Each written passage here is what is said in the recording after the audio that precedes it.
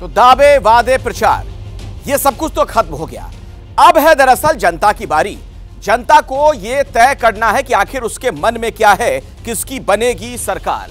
राजस्थान की राजनीति में पिछले 30 सालों से दरअसल हर 5 साल पर सत्ता परिवर्तन की परंपरा चलती आ रही है। तो बीजेपी का प्रयास है कि किसी तरह से इस रिवाज को खत्म रखा जाए। कांग्रेस फिर सत्ता में लौटने की तैयारी में है। जादूगर के नाम से मशहूर मुख्यमंत्री अशोक गहलोत जोधपुर की सरदारपुरा सीट से उम्मीदवार हैं और आज उन्होंने सरदारपुरा में डोर टू डोर कैंपेन भी किया।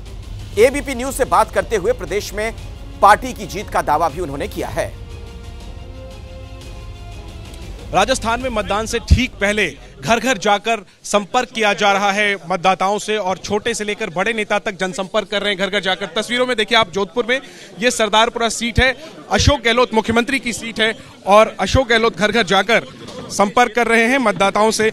और सर पहले धुआंधार प्रचार और अब घर घर जाकर देखो जो अभियान होता है ये हमेशा हम लोग करते हैं।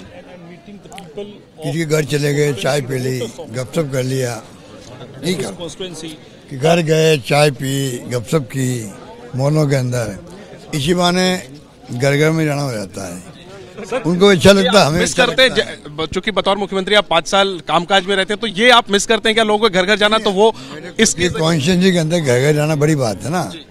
घर जाते हैं, चाय पीते हैं, गपशप करते हैं, वो लोग स्वागत करते हैं, उनके परिवार वालों से, बच्चों से मिलते हैं, उन्हें अच्छा लगता है, हमें अच्छा लगता है। राजस्थान में हनुमान बेनीवाल तीसरी ताकत बनकर उभरना चाहते हैं। इसके लिए उन्होंने आजाद समाज पार्टी से गठबंधन किया। लेकिन दिलचस्प बात तो ये कि बेनीवाल जिस सीट पर वोटर हैं, वहां से ना तो उनकी पार्टी का उम्मीदवार है और ना उनके गठबंधन का। तो सवाल ये कि कल बेनीवाल किसे वोट करेंगे भी या नहीं। हनुमान बेनीवाल इस चुनाव में बीजेपी और कांग्रेस के खिलाफ झंडा बुलंद कर रहे हैं।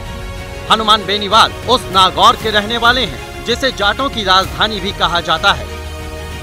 लेकिन जाटों के बड़े नेता हनुमान बेनीवाल की पार्टी आरएलपी और उसका गठबंधन इस सीट पर चुनाव नहीं लड़ रहा। सवाल ये कि जहां के वोटर हैं हनुमान, वहां किसे करेंगे मतदान? इस सवाल के जवाब राजस्थान में तलाशे जा रहे हैं। तो हमने भी उनके भाई से पूछ लिया।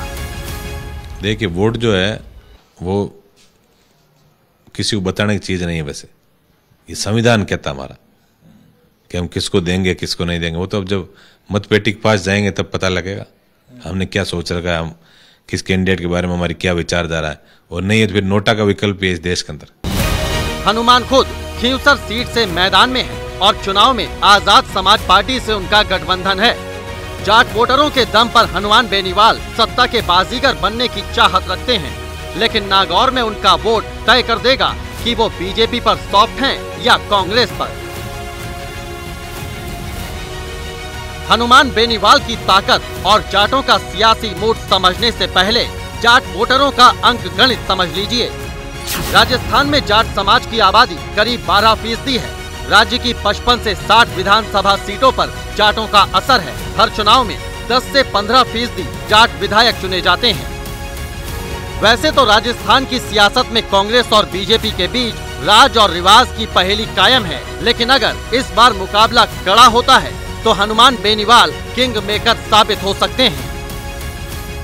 जैसे ही घड़ी का काटा दोपहर 2:30 पे आए, बबीता जी का दिल सास बहू साजिश के लिए मचल जाए। और ये है इनकी बहू, पूरे दिन ऑफिस की टेंशन हो जाए गॉन जब ये करें अपना फेवरेट शो फ्री टाइम पे ऑन। इनकी तरह आप भी देखिए अपना फेवरेट शो अपने टाइम पर और डाउनलोड कीजिए एबीपी लाइव ऐप अपने स्मार्ट टीवी पर।